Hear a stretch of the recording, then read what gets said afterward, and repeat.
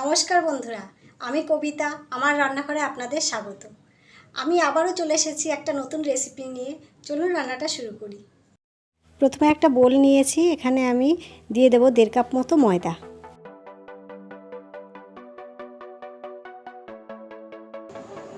এবার দেব স্বাদ মতো নুন আর অল্প একটু হলুদ। এগুলো একটু মিশিয়ে নেব ভালো করে। অল্প অল্প জল দেব আর ময়দাটা মিশিয়ে নেব। একবারে বেশি জল দিলে পাতলা হয়ে যেতে পারে, ওই জন্য অল্প অল্প জল দেবো আর এটা মেশাবো।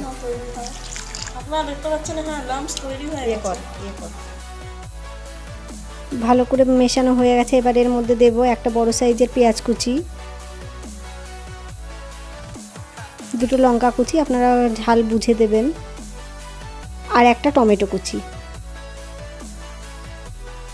2 চামচ মতো ধনেপাতা কুচি দিয়ে দেব। এবার সব কিছু খুব ভালো করে মিশিয়ে নেব।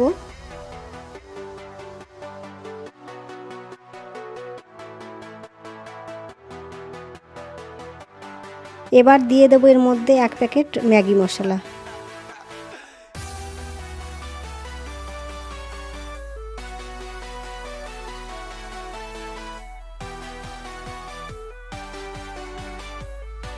এবার দেব একটু চাট মশলা আর একটু অরিগানো। এটা নাও দিতে পারেন, অসুবিধা নেই, না দিলেও ভালো লাগবে। এবার সব কিছু খুব ভালো করে মিশিয়ে নেব। এখন আমি ম্যাগি দিয়ে দেবো। এটা সেদ্ধ করে রেখে দিয়েছিলাম আগে থেকে, এইটা আমি এর মধ্যে দিয়ে দিলাম। খুব ভালো করে মিশিয়ে নেব ম্যাগিটাকে। আপনারা যদি আমার চ্যানেলের নতুন বন্ধু হন তাহলে অবশ্যই আমার চ্যানেলটিকে সাবস্ক্রাইব করবেন।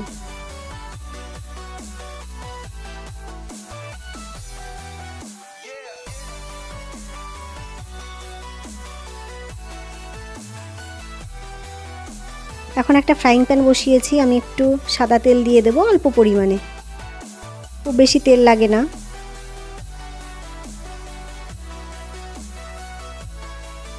এখন হাতায় করে এক হাতা ব্যাটার দিয়ে দেব। দিয়ে আমি খুব ভালো করে ওই হাতার পেছনটা দিয়ে আমি এভাবে চেপে চেপে দেব।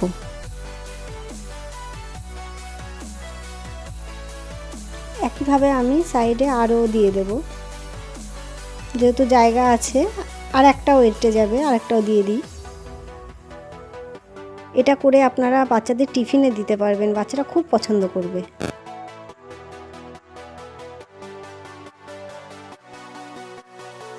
এবার ঢাকা দিয়ে দেব, 2 মিনিট ঢাকা দিয়ে রাখবো। 2 মিনিট হয়ে গেছে, ঢাকাটা খুলবো।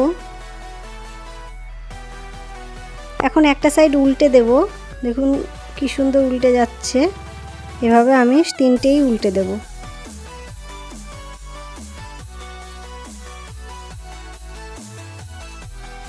এবার আরও একটু হবে, আরও 2 মিনিট 3 মিনিট এভাবে ভেজে নেব খুব ভালো করে।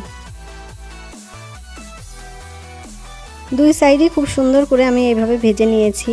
এই দেখুন ভাজা হয়ে গেছে, লাল করে একটু ভেজে নিয়েছি। এটা করে দেখবেন দারুণ লাগে, আর বাচ্চাদের টিফিনে দেওয়ার মতো তো দারুণ জিনিস।